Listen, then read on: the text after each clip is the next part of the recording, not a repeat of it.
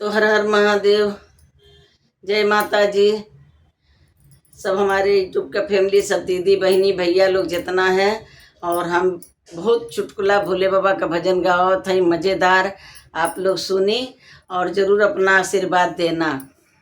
कैसन लगत है ज़रूर कमेंट करके बताना। ते दो दो गो कमरिया लेके, दो दो गो कमरिया लेके जाबे बाबा धाम। हे अम्मा देवरु, हे अम्मा देवरु, हे अम्मा देवरु के कपार पर उठाई बेगाठरी। दो दो गो कमरिया लेके जाबे बाबा धाम। हे अम्मा देवरु, हे अम्मा देवरु, हे अम्मा देवरु के कपार पर उठाई बेगाठरी। ये अम्मा देवरु के कपार पर उठाई बेगाठरी। जाने तू डरई है अम्मा, जाने घबड़ई है अम्मा, जाने घबड़ई है। अरे हंसत बोलत मिली जाई है डगरिया। हे अम्मा देवरु, हे अम्मा देवरु, हे अम्मा देवरु के कपार पर उठाई बेगाठरी।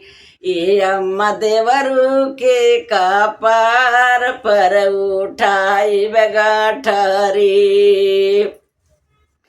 कवनो कंवरिया के अम्मा धोई बेचरनिया, अम्मा धोई बेचरनिया।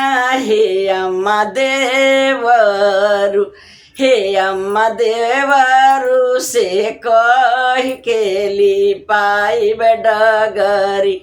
हे अम्मा देवरु से कह के लिपाई बेडगरी।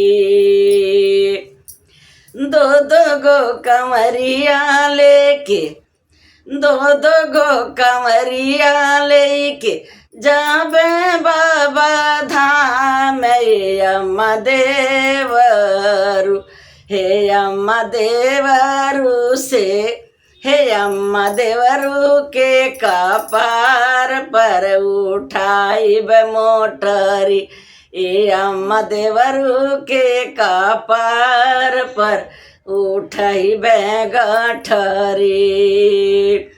अपने के मांग अम्मा अमर सुहगवा, अम्मा अमर सुहगवा। हे अम्मा सजाना, हे अम्मा सजाना के मांग सरकारी नौकरी। ये अम्मा सजाना के मांग सरकारी नौकरी। अरे बेटवा पने के मांग अम्मा, बेटवा पतोहिया अम्मा गोदी में लाल नवाए। अम्मा ससुर के सजाना के मांग सरकारी नौकरी।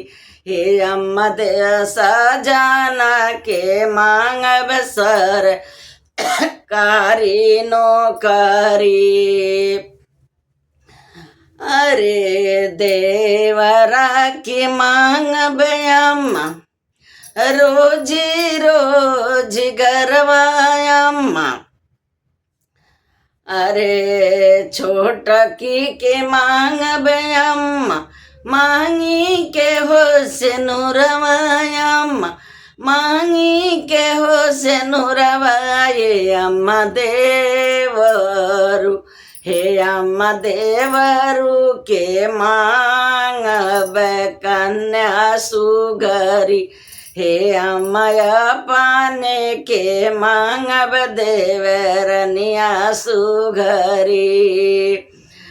अरे नीलम दीदी के मांगब अम्मा अमर सोहगवायम अमर सोहगवा हरिंदर भैया के मांगब सरकारी नौकरी गुरु बहिना के मांगब अम्मा अरे मांगी के हो से नूरमयम्मा मांगी के हो से नूरवा गुरु भैया लोग के मांगब सरकारी नौकरी गुरु भैया लोग के मांगब सरकारी नौकरी दो दो गो कमरिया लेके जाबे बाबा धाम हे अम्मा देवरू हे अम्मा देवरू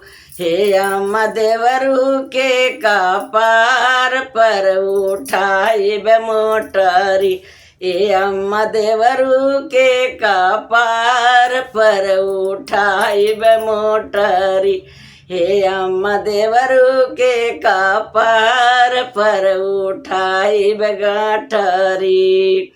तो धन्यवाद दीदी लोग। कैसन लगत है भोले बाबा का भजन जरूर बताना।